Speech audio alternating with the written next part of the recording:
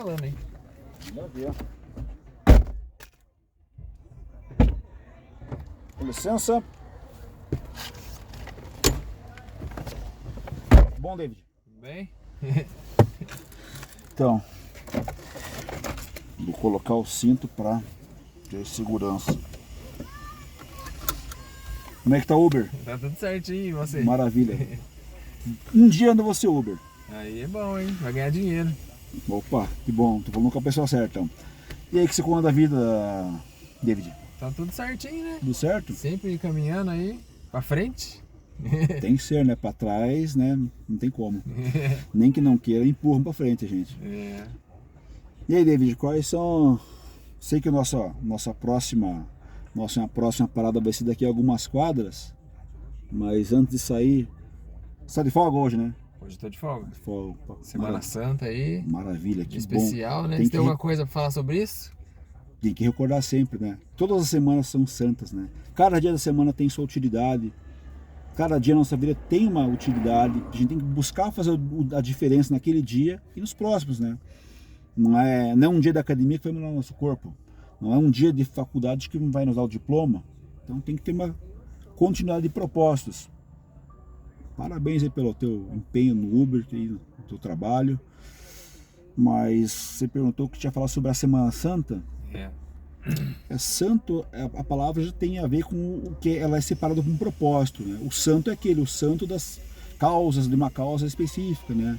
Então tem santos de vários tipos de santos, né? Como chegar a ser santo Você escolhe, nesse nível? você escolhe um propósito e se dedica a ele.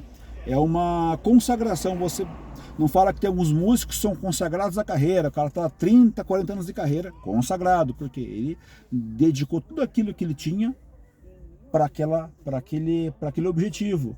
E um santo, como por exemplo dos da Igreja Católica, que são muito comuns, né, de se conhecer, só se vai, procura um padre, ou mesmo hoje na internet você consegue uma informação.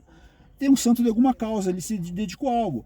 São Francisco de Assis, por exemplo, era conhecido por ser uma pessoa que abdicou dos bens materiais que ele tinha, de uma família relativamente bem de vida, e tornou-se dedicado a cuidar dos animais, dos pobres, dos mais necessitados, digamos, né?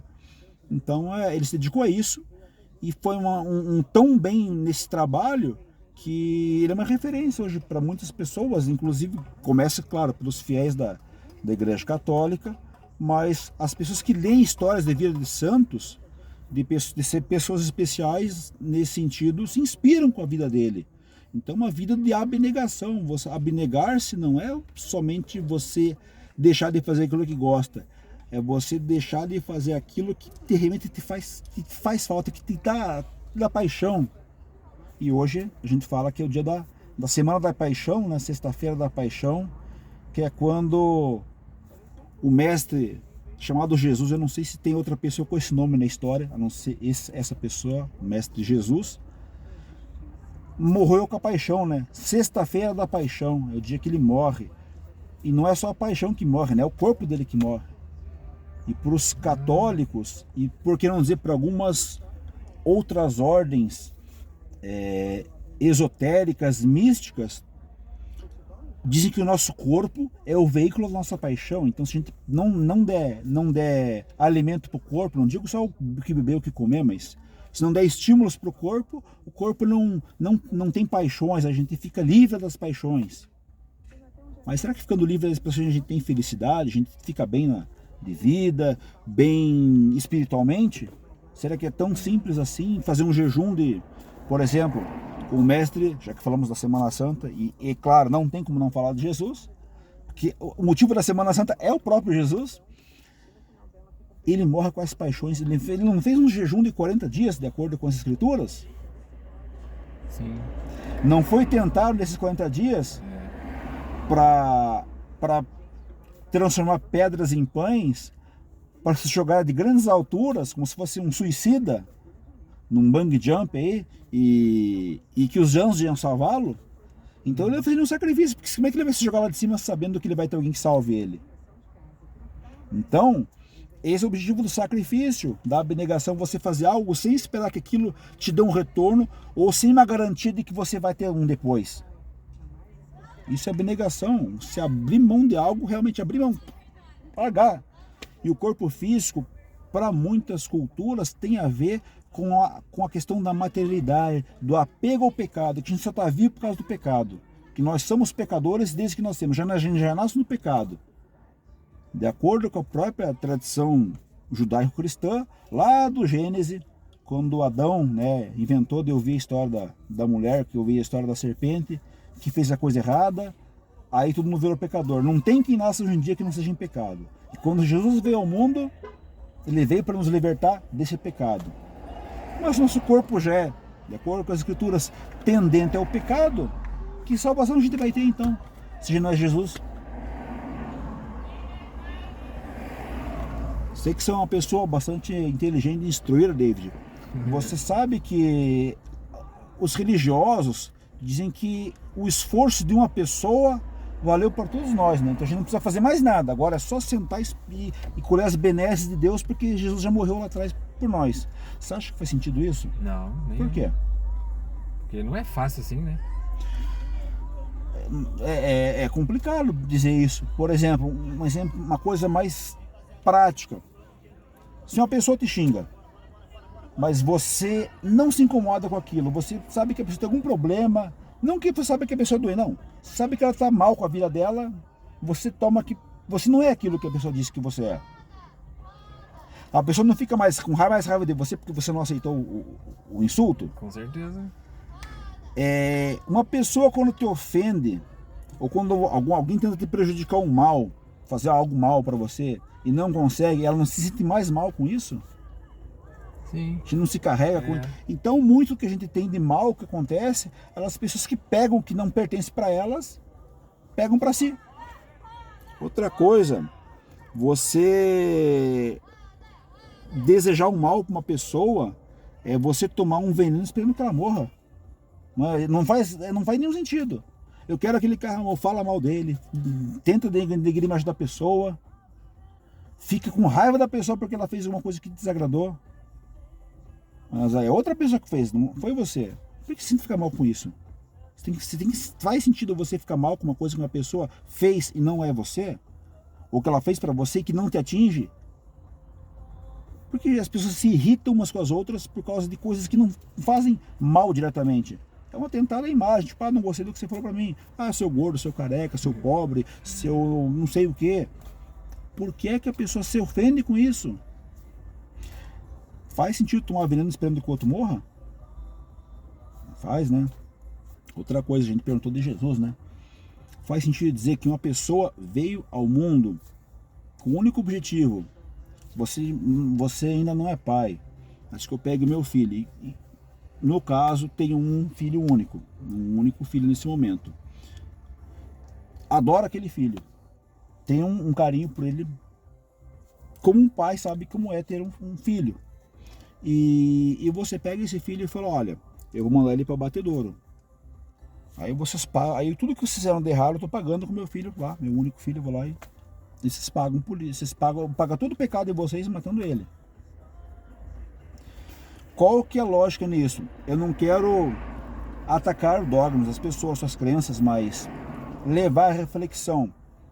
Será que uma pessoa física que o pai foi lá e mandou para morrer?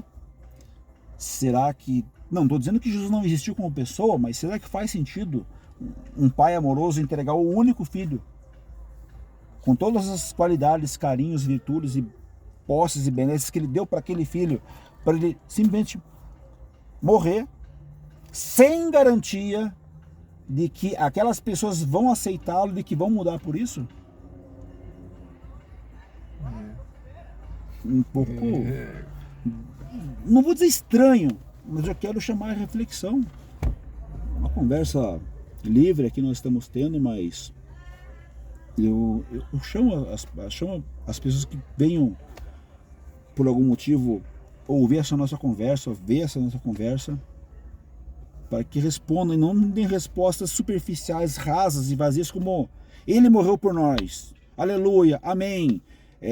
Citam uma linha, uma estrofe de um versículo bíblico, de um capítulo, de um livro aleatório da Bíblia, que contém uma mensagem específica, com aquele sentimento que a pessoa tem no momento quando ouve isso. Ela fala, não, ele morreu por nós, acreditar nele. Eu já ouvi muita gente falar que se você se arrepender dos teus pecados na hora lá Da morte. do juízo final, Isso. você tá Livre. livre. Não importa quão mal os teus atos promoveram pro resto. Posso fazer o mal que for aqui, mas se na hora final eu me arrepender, isso aí não faz sentido, não. Olha, é confuso falar sobre isso, porque a gente tem que estabelecer alguns pontos de baliza, como você, que o motorista sabe muito bem, para colocar o carro numa vaga, você tem que ajustar a baliza para ele entrar certo, você não bater em outro carro, não sair fora do meio fio, não ficar para dentro da pista. É como você pegar a tua consciência e colocar num quadrado, num cantinho bem fechado, e qualquer coisa que venha de fora vai afetar aquela tua consciência para que você aceite. Você é obrigado a aceitar aquilo. É o famoso dogma. Bom, Quem que criou esse pensamento, será? Esse dogma tem a ver com a filosofia, em parte a filosofia grega, né? Tudo no Ocidente hoje tem a ver com a filosofia grega em algum momento, queira ou não. O dogma, que é a palavra latina que corresponde a doxa, que seria pensamento ou aforismo, digamos assim, um pensamento, uma frase expressa, assim, por exemplo, o carro é preto, porque a pintura dele reflete todas as cores, absorve todas e fica preta. Por exemplo, se dá uma explicação científica para isso. Então você aceita que toda aquela substância com que o carro é pintado, daquela substância, ele vai ser preto. Não importa que você faça, sempre vai ser preto. Que nem tinha um pensamento no começo do século XX, que todos os carros, que foi o caso o Ford lá que fez, o grande magnata dos automóveis, todos os carros podem ser qualquer cor, contanto que sejam preto. Por quê? Não dá para você poder fazer vários carros de várias cores se você parar muito tempo na linha de produção e a linha não ir. Então, para poder todo mundo correr igual, o carro tinha que ser preto. Depois, quando o cara compra o carro, ele vai escolher se ele quer pintar de rosa, de púrpura, de bolinhas, da cor que for, deixar ele sem pintura, mas na hora de você fazer, tudo tem que ser igual, preto. O dogma, ou doxa, segue essa ideia, um pensamento único que não pode ser mexido. E como ele tem que ser reto, correto, vem da palavra orto, que quer dizer correto, também, grego e latim, ortodoxo, pensamento, dogma correto, dogma certo, dogma duro, você não pode mexer naquilo. Então por isso que falam que tem os ortodoxos e os não ortodoxos, né? Então aí dividem-se os católicos apostólicos romanos, que seguem a tradição que os apóstolos lá, de acordo com o que eles aprenderam com o Mestre Jesus, que você acha que aquelas poucas palavras que tem do livro de Mateus, Marcos, Lucas e João, são tudo que durante a vida dos 33 anos de Jesus e dos anos que Jesus passou com seus apóstolos, são brevemente citados nesses 4 livros, ou 4 evangelhos sinóticos, ou 4 evangelhos cordiais. Acho que tudo que Jesus fez na vida, então aqueles 4 evangelhos, dos 33 anos da vida dele, desde que ele nasceu, lá naquela lendária estábulo, naquela caminha de palha, manjedoura, aí depois ele passa do 0 ano, passa para os 12, que ele dava lição para os sábios do templo, daí ele passa para os 30 e 33, que daí ele morre. Você acha que tudo que a vida dele se resume naquilo é suficiente para entender a vida de Jesus? Mas o ortodoxo ou dogma quer dizer que aquilo é o suficiente. Aceite e você vai estar bem. Se você não aceitar, o próprio exército romano, no começo dos 3 primeiros séculos da igreja romana, entre o ano 0 da vida de Jesus, 33 depois de Cristo, até 390 mais ou menos, o exército romano, que precisava de uma religião oficial ou um time do coração para representar o império, tinha que dizer, se você não aceita Jesus, não, espadada, corta a cabeça. mata. Você acha que a pessoa vai pensar em dizer que não aceita depois de 3 séculos de bordoada apanhando? É mais fácil aceitar, né? Já nasce aceitando, Já nasce. Perfeito. Então, esse é o dogma. O carro é preto. Você pode querer mexer o que for, ele é preto. Quem tem esse pensamento geralmente também não acredita em reencarnação, né? Pois é. De onde que passou essa história de Jesus? No Oriente Médio, né? Naquela região ali que hoje é Israel, Iraque, a Síria e o Egito. Mais ou menos essa região, né? Que a Jordânia, Cisjordânia, esses países próximos ali de Israel, do atual Israel, porque na época Israel nem existia, né? Israel só veio existir agora na metade do século XX, depois da Segunda Guerra Mundial. Mas Israel não existia naquela época, ele era um império. E detalhe, era um império regido por 4 reis. 4 reis que tinham. O rei que era submisso ao imperador César, que era o imperador do Império Romano, ele que era submisso ao Império Romano,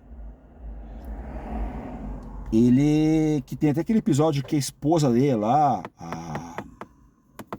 eu esqueci o nome da esposa, daqui a pouco vou me lembrar, ela queria inclusive a cabeça de João Batista numa bandeja, né? Eu esqueci o nome dessa mulher. E também eles queriam matar Jesus. Mas como que eles queriam matar Jesus? Que vantagem tinha para o Império Romano isso? Para o Império Romano não tinha nada, porque para o Império Romano era um mando de gentinha que eles estavam dominando na época. Para o Império de Israel, para os 4 reis de Israel, no rei que inclusive que era o... Eu não vou lembrar de referências bíblicas agora, me perdoe, mas é o... Eu acho que era Antipa, acho que é Antipa, o rei Antipa. Eles queriam saber quem ia ser Jesus depois, e no momento que eles queriam saber, eles usavam aquela relação que eles tinham com o Império Romano para poder chegar a Jesus. Essa história vai acontecer lá na frente. Aconteceu com João Batista, aconteceu com Jesus. Teve um monte de situações políticas. O que Jesus passou reflete um momento histórico que se repete todo dia. Então, eu não vou fazer tal coisa porque, por exemplo, o governo agora, o Lula, aqui no Brasil no caso, ele colocou uma política assim, assim, assado. Se eu fizer alguma coisa que esteja revolucionando a minha consciência, pode ser que o reflexo externo da minha pessoa, que é a parte social, vai, em algum momento, entrar em choque com o sistema. Que foi o que Jesus fez na época. Tudo o que ele fazia era promover uma revolução de consciência autêntica.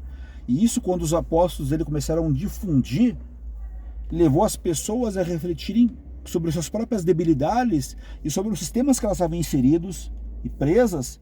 E por que eu via naquilo? Por que não me revolucionava? Só que o primeiro impulso da pessoa não é se preparar e mudar internamente. Ela quer atuar primeiro fora. Ela quer exorcizar aquilo de si. Então ela fala, não, o império é mau, o governador é mau. E vão começando a fazer aquelas revoluções. O povo judeu, e judeu porque era a maior tribo que tinha entre o povo das tribos de Israel, era a tribo de Judá, por isso que chamado povo judeu, porque era a maior tribo, né? Mas na verdade eram os israelitas. Eles eventualmente entravam em atrito com eles mesmos. Eles eram muito de fazer facções. Hoje a gente entende facções como facções criminosas. Para nós tem esse sentido hoje, mas na época não. É uma facção religiosa, uma facção política. E as facções se dividiam porque eu não concordo com esse aspecto da Torá. Eu não concordo com esse aspecto dos manuscritos. Então, eu não concordo com isso. Eu, juntos do meu mesmo modo de pensar, e vou para o deserto, e vou fugir, e vou montar meu grupinho lá, e viver lá da minha forma que eu acho mais interessante. Porque eu não vou ficar batendo boca com quem não entende o que eu falo. Como diz o ditado, os incomodados que se mudem. Eles faziam isso mesmo, eles saíam e se migravam. Então, da mesma forma que os judeus, eles eram bastante, discordavam muito entre si, até tem um ditado judeu que fala que onde há 2 judeus, há 3 opiniões. Porque sempre tem que ter um outro ponto de vista que às vezes os dois estão brigando, não estão enxergando. E esse outro ponto de vista, alguém vai vir de fora para enxergar. Só que por isso que eles meio que são abertos sempre a uma outra interpretação. Só que eles são muito sistemáticos para isso. Tanto que a forma de você, por exemplo, apresentar um trabalho de faculdade, de um curso técnico, para concluir um curso, para ganhar um diploma, você tem que apresentar com uma base em várias regras para concluir aquela dissertação, aquela monografia, aquela ideia que você tem sobre algo. Quando você vai para uma faculdade, você pensa, vou tirar o diploma, tá, mas você que entrou para ser médico, entrou para ser engenheiro para quê? Para construir casa, para curar pessoas, claro, mas tudo bem.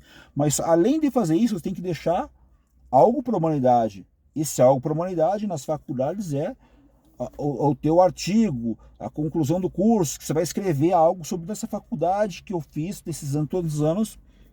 Isso vai ter um objetivo. Eu quero daqui para frente, com base na minha ideia, com os conhecimentos que eu recebi, fazer isso. É assim que a faculdade funciona. É um modo de pensar tanto judeu quanto grego. Você tinha falado do Lula? Por exemplo. Eu acho interessante também falar dos karmas de cada país. Ah, que bom que está. Isso aí é já interessante. está fechando, afunilando o tema. Karma. Karma é uma palavra que vem do sânscrito, que significa a ação, a consequência de uma ação, né? E a consequência dessa ação, que é o karma, de fato, tem a ver com as ações individuais e essas pessoas, por conduta gregária, como diria Samael Aun Weor, podemos em algum momento voltar a tocar sobre esse senhor, ele fala sobre conduta gregária, que aquilo, por exemplo, num estádio de futebol, tem dois lados, o que torce para o time A e o que torce para o time B. A conduta gregária do time A, eles acreditam que o time A, por esse motivo, seja pelas cores, pelos jogadores, por qualquer outro motivo, acreditam que aquele time é o bom. O time B, da mesma forma, só que em relação ao time B. Então, eles vão tomar atitudes para fazer algo. E o resultado daquilo, independente do que eles creiam, quem está de fato jogando são os jogadores, não os torcedores. Porém, o que os jogadores fizer vai refletir nos torcedores. Então, sim, cada pessoa tem um papel ante si mesmo, ante a sociedade a cumprir, e esse papel que ele tem a cumprir ante a si mesmo, ante a sua própria consciência, podemos dizer até ante Deus, porque a consciência é humana e nós podemos dizer de certa forma é Deus. E o que ela vai fazer com isso que ela tem em si chamado consciência, que vai refletir fora, vai ter resultados. Então, claro, um monte de pessoas gritando para você, vai David, você consegue. Os jogadores, pode ser que sim, pode ser que não. Eu não sou um jogador de esporte algum, então não sei dizer se isso é verdade. Mas quando alguém está dizendo que você vai para frente, que você vai dar certo, você sente um estímulo de que você vai conseguir fazer aquilo que você se propõe a fazer. O jogador, ele tem uma profissão, ele treina para fazer aquilo, ele recebe um estímulo da torcida para conseguir fazer o objetivo dele, que é ganhar o jogo, seja num gol, num passe, e no final do jogo, quem ganhar vai conseguir, sei lá, o título, passar para a próxima fase, e os jogadores vão ficar o quê com isso? Honrados. Não, o meu time é melhor, porque olha só o jogador tal.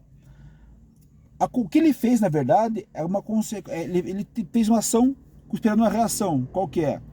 A ação dele: vou jogar bem, cumprir meu papel, o time tem que ganhar, vou fazer jus ao meu salário e vou ser cada vez mais bem visto pelos torcedores e pelos olheiros. Olha, pô, esse cara é um bom jogador. Para ele passar para outro time, a gente vai ter que investir um valor, porque esse cara vale a pena colocar no jogo. Quando esse cara está no time, o time vai melhor. Então é uma consequência de uma ação. O jogador joga bem, se o time colabora e se ele se esforça, a ideia é que a consequência seja a vitória.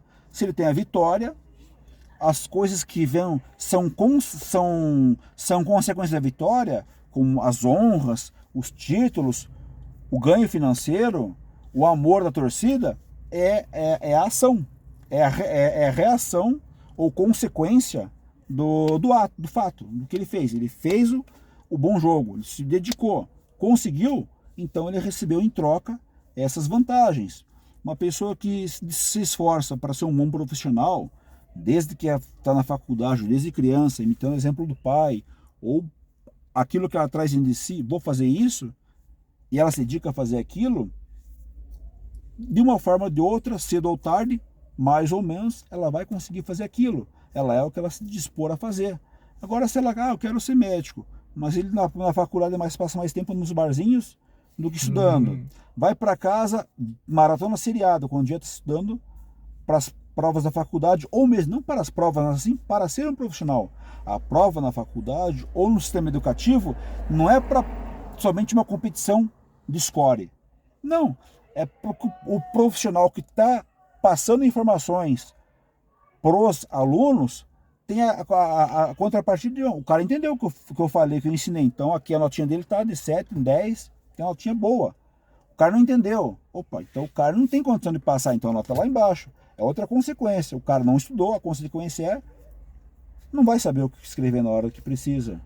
Então, uma consequência. Aí você me perguntou o karma de uma região, o karma de um país. Por que um país sofre, o outro não? Por que um é rico, o outro é pobre? Seja das consequências individuais, das escolhas, sobre as escolhas vamos falar mais para frente. Porque as escolhas são condicionadas, né? Então, não são tão livres assim, não há um tanto livre-arbítrio. A escolha, como diria Samael Weor, já repetindo o nome desse autor, é um processo deprimente. Porque quando você tem a opção, você não tem certeza do que você vai fazer. Ou aquilo tem que ser feito. É um dilema, você não tem como fugir daquilo. Tem que ser feito. Só que quando a pessoa tem a opção, ela pode errar. Então por isso que ele fala que a opção é um processo deprimente. Porque se você tem a opção, você não só uma coisa a ser feita. É aquela coisa. E se é só ela que deve ser feita, é porque existe outra coisa. Não, não existe. Se outra coisa existe, é como se fosse a tentação. Você quer as vantagens que eu estou oferecendo? Não, não tem vantagem. Eu estou aqui, ó. Nesse linha de pensamento, muitas pessoas dão razão, claro, ao sentido da ortodoxia. Só que a ortodoxia, ela te dá baliza e você não pode ser dela, diferente de uma consciência livre e desperta, que vai permitir com que o indivíduo tenha uma atitude que, independente do que o sistema fale, que aquilo é ruim, é negativo, é custoso, ele sabe que aquilo tem que ser feito, custe o que custar, porque aquilo é o que deve ser feito, não é a opção, é só o que deve ser feito. Então, se uma pessoa, por exemplo, tira a vida de outra, claro, ela vai ter a repercussão social. Se ela for pega, ela vai um processo jurídico ou não, vai ser presa e talvez seja morta, mas ela vai ter aquela consequência pro ato que ela fez, fora que ela vai ter prejudicando a vida das pessoas que estavam ao redor daquela pessoa que morreu. Podem ser familiares que eram dependentes materialmente, financeiramente dela, uma empresa tinha aquela pessoa como um cabeça para levar um projeto adiante, ou levar a própria empresa adiante, vai ter uma falha, vai ter que conseguir novas pessoas para substituir aquilo, vai ser um efeito dominó. Então toda ação que se faz em algum momento tem uma consequência, um efeito dominó.